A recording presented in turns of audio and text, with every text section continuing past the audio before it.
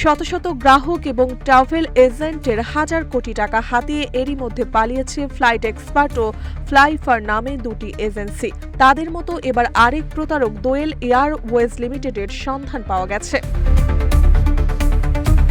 বেশ কিছু স্বনামধারী এয়ারলাইন্সের general sales agent GSA, travel agency এবং যাত্রী পর্যায়ে টিকিট বিক্রয়কারী প্রতিষ্ঠানের সঙ্গে প্রতারণার অভিযোগ উঠেছে দোয়েলের প্রধান নির্বাহী কর্মকর্তা জিকেএম সাদিকুল আমিন ওরফে আনন্দের বিরুদ্ধে। কে বাংলার ট্রাভেলস লিমিটেডের সিইও হিসেবে একটি এয়ারলাইন্সের পরিবহনকৃত যাত্রী সংখ্যা গোপন করে বেসামরিক বিমান চলাচল কর্তৃপক্ষকে বিভিন্ন ধরনের ফি বাবদ কম রাজস্ব পরিশোধ করেছেন আনন্দ। সেই সঙ্গে রাষ্ট্রীয় নিরাপত্তাও ফেলেছে ঝুঁকিতে। শুধুমাত্র এসব অভিযোগই নয়, বিক্রি নিষিদ্ধ টিকিট সহ শত শত ভুয়া টিকিট বিভিন্ন এজেন্সির কাছে বিক্রয় বিনিময়ে হাতিয়েছেন বিপুল অর্থ। অ্যাভিয়েশন খাত সংশ্লিষ্ট বিশেষজ্ঞরা বলছেন, দোয়েল এয়ারওয়েজের কার্যক্রমে নিষেধাজ্ঞা আরোপ করে প্রতিষ্ঠান ও এর উদ্যোক্তা সাদিকুল আমিনের বিরুদ্ধে যথাযথ তদন্ত করা উচিত কর্তৃপক্ষের। 2023 সালের মাঝামাঝি থেকে দক্ষিণ কোরিয়ার সিউল এবং ঢাকার মধ্যে নন শিডিউল চার্টার ফ্লাইট পরিচালনা করে এয়ার প্রিমিয়া। এ ধরনের ফ্লাইট পরিচালনার অন্যতম শর্ত হল এয়ার প্রিমিয়া অথবা তার কোনো প্রতিনিধি বাংলাদেশের এই রুটের ফ্লাইটের টিকিট বিক্রি এবং বিক্রির উদ্দেশ্যে প্রচার করতে পারবেন না। এয়ার প্রিমিয়ার জিএসএ তথা বাংলাদেশের স্থানীয় প্রতিনিধি হিসেবে শুরু থেকেই কাজ করছিল কে বাংলা ট্রাভেলস লিমিটেড। এই প্রতিষ্ঠানের প্রধান নির্বাহী কর্মকর্তা আনন্দ এবং চেয়ারম্যান মাহবুবা খাতুন। মাহবুবা এয়ার প্রিমিয়া কোরিয়ার চার্টার কেবি এভিয়েশনের চেয়ারম্যান বাংলাদেশি বংশোদ্ভূত কোরীয় নাগরিক আবু বক্কর সিদ্দিকের স্ত্রী। তথ্য অনুসারে এয়ার প্রিমিয়া পরিচালিত ফ্লাইটে প্যাসেঞ্জার ম্যানিফেস্টো বা যাত্রীর তথ্য বিবরণীতে ভয়াবহ প্রতারণা করেছেন আনন্দ।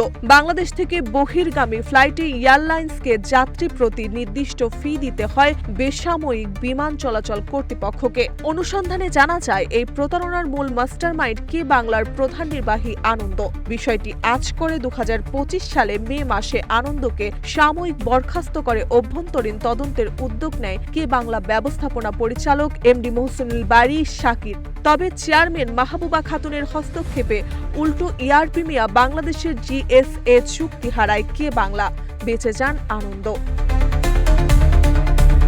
রূপালী বাংলাদেশের কাছে যাত্রী সংখ্যা কমিয়ে বেবি চেকের ফি বাকি দেওয়ার বিষয়টি স্বীকার করেন আনন্দ।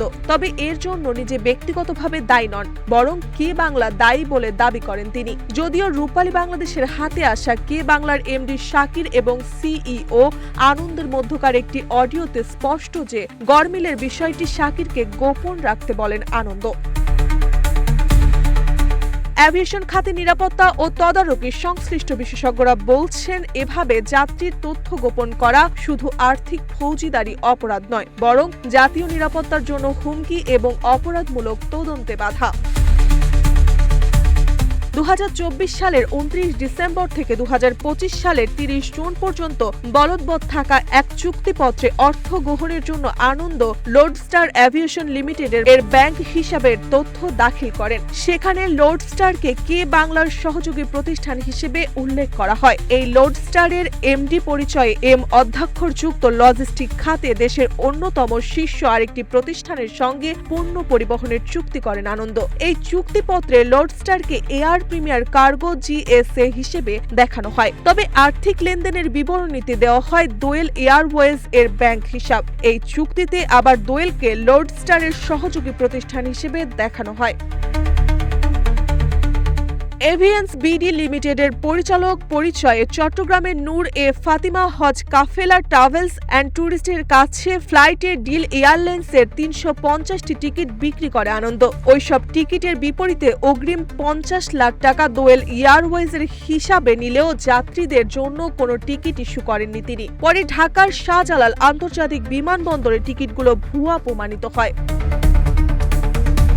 ফ্লাই এ ডিলের জিএসএ অ্যাভিয়েন্সের নির্বাহী পরিচালক ইমরান জাহান জানান, থার্ড পার্টি গ্রাউন্ড হ্যান্ডলিং প্রতিষ্ঠানের সঙ্গে যুক্ত থাকায় পাইলট ও ক্রুদের সঙ্গে ছবি তুলতেন আনন্দ। এয়ারলাইন্সের উদ্বোধন অনুষ্ঠানে এসেও ভিআইপিদের সঙ্গে সেলফি তুলেছেন। সেগুলো ব্যবহার করে নিজেকে অ্যাভিয়েন্সের পরিচালক পরিচয় দিতেন তিনি। এ ঘটনায় বনানী থানায় সাধারণ ডায়েরি করা হয়েছে।